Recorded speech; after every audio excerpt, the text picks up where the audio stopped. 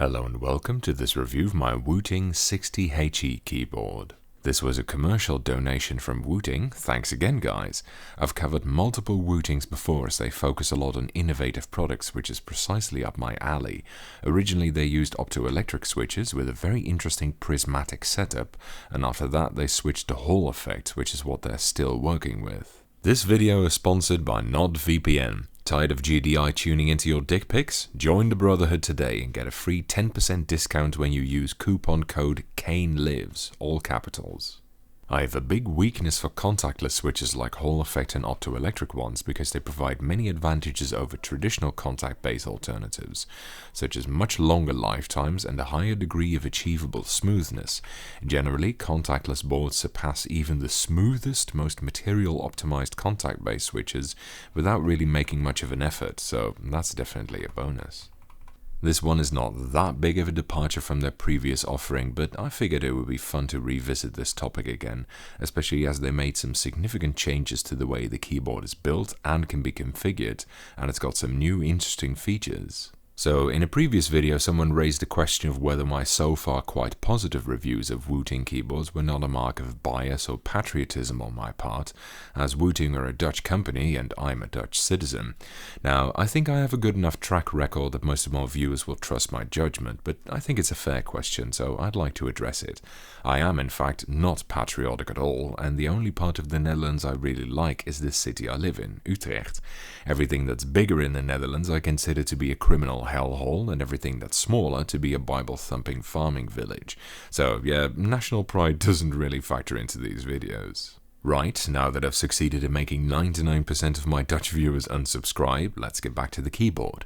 It's got a 60% form factor, a first for Wooting, which is quite unfortunate because I absolutely hate small keyboards, especially when you've been playing Diablo 2 for 21 years with the skills bound to the F keys. Something like this is going to be thoroughly off-pissing, never mind the lack of dedicated arrow, delete, print screen, etc. keys. So fuck that shit right back into the arse. But anyway, form factors are a rather subjective thing, so if a small one is what flies your, let's face it, probably also rather small flag, then good on you. I'm more interested in talking about the other features of this keyboard anyway. A short piece about the switches. This is the one thing that's essentially unchanged. They're still the same Wooting Hall effect switches, very nice contactless linears with analog capability. Personally, I think contactless linear switches with adjustable actuation like these, SteelSeries also make a slightly different version of the same switch, they're both made by Gateron, are the very best that you can get in terms of linear switches. They surpass even the best vintage alternatives in my opinion, and if you know me, you know that's about as big a compliment as I can give. The implication, of course, is that switches like these are the best that linear has ever been, unlike clicky and especially tactile, which still have quite a lot of ground to reclaim. Although I slightly prefer SteelSeries' version in terms of weighting, these ones are hot swappable and also factory looped as it happens for those of you who like arse butter in your keyboards. Oh, and by the way, the stabilizers are also pre-gunked apparently. The board itself has a similar styling to their earlier, bigger boards, but they changed the way it's built. Rather than just being Tupperware, they actually included a painted steel mounting plate in the assembly this time, and they changed the lower half of the housing to tray mount as well, which is a somewhat old but common standardized chassis configuration for 60% keyboards. So if you don't like the plastic outer case, you can take out the assembly and drop it into another tray mount case. These are pretty nice additions, I think, plus they added built-in dampening foam. You'll see at the end of the video that these amendments have also considerably changed the typing sound, which isn't a bad thing because contactless switches typically don't sound as good as they feel in my experience. Often they're somewhat plasticky and hollow sounding. The keycaps are double-shot PBT, they also do laser-bladed ABS I think, but these are definitely better. They're pretty familiar to be honest, they use an agreeably simple font but very thin lettering, and the light distribution isn't all that even throughout them.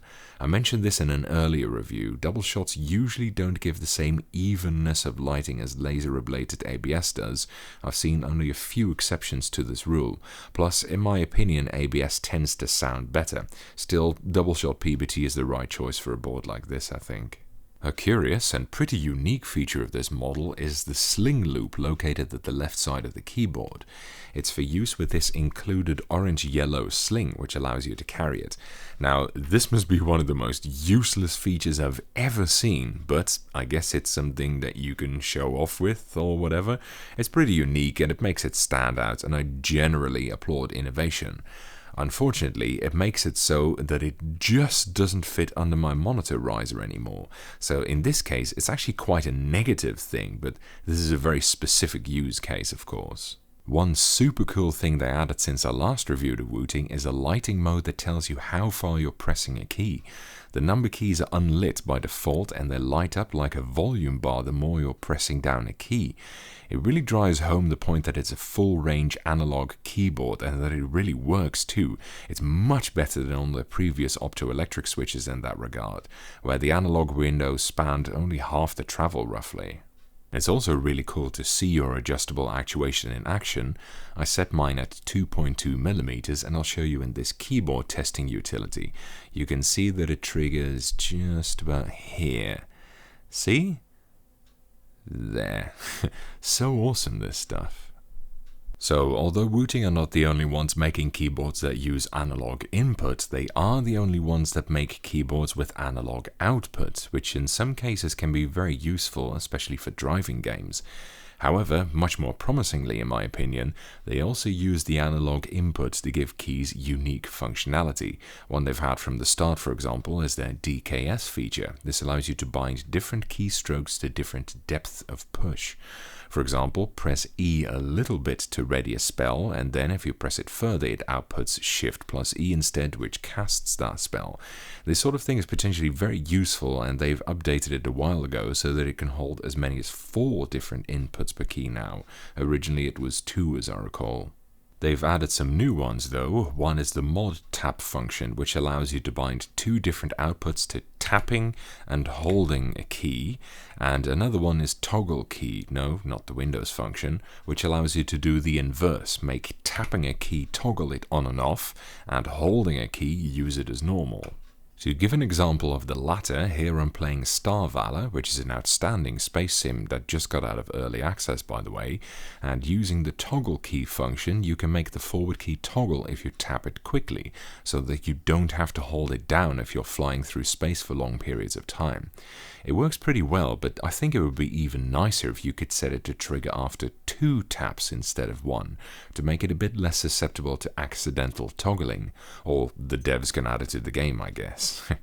And speaking of configurations, their configuration tool, the Wootility, is now also available as a web-based service rather than only as a downloadable tool like most companies', and it retains 100% of all functionalities. Honestly, I think that's a really nice feature, plus it saves everything to the keyboard and you don't need to have the website or any other software running to use it, unlike some other companies' keyboards. It's $180, and I think they've got another shipment coming up in October or something like that. Now, $180 might sound like a lot for a keyboard, let alone such a small one, and it is. However, contactless keyboards, and especially analog ones, do tend to be among the pricier options that you can get, and $180 isn't that much compared to some of its competitors. The Apex Pro, for example, is €230 from SteelSeries, although admittedly that is a full size and not a 60%. Personally, I like everything about it other than its size. Even the sound is pretty decent. It's a lot less plasticky sounding than many of its peers. Contactless linears feel great, but admittedly the sound usually isn't very special, which is one of the reasons why I still rock an SKCM green board at work. But yeah, overall, I'd rate it a good shit out of 10. That's it for this review. Thank you for watching, I hope you enjoyed it, and following is a typing demonstration of me typing on this keyboard.